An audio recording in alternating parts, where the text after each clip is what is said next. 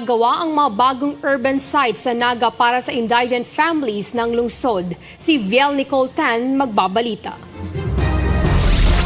Sinimulan na ang paggawa sa bubuksang bagong urban site sa Naga City para sa mga low-income o indigent families ng lungsod. Matatagpuan ang nasabing proyekto sa Barangay San Isidro, Naga City sa pangangasiwa ng Housing and Settlement Development Office o HSDO. Ayon kay Engineer Rolly Campillos, Officer-in-Chief ng HSDO, inaasahang matatapos ang resettlement project sa mga susunod na buwan.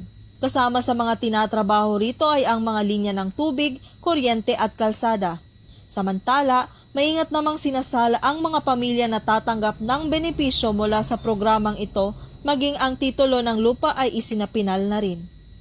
Ang resettlement project ay isa sa mga pangunahing proyekto ng lungsod ng Naga upang mabigyan ng maayos na tirahan ang mga Nagenyong nangangailangan nito. Mula rito sa Naga City, ito si Viel Nicole Tan, nagbabalita SMNI News.